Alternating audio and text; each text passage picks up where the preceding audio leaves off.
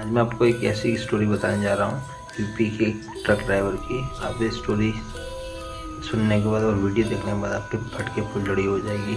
तो एक यूपी का ट्रक ड्राइवर रास्ते से जा रहा होता है, तो टॉयलेट करने के लिए एक पीपल का पेड़ के नीचे टॉयलेट करता है।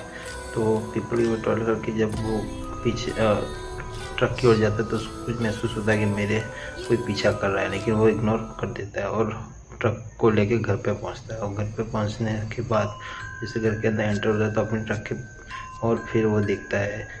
तो वो देखने के बाद आप खुद ये वीडियो देखिए, उसके साथ आगे क्या होता है।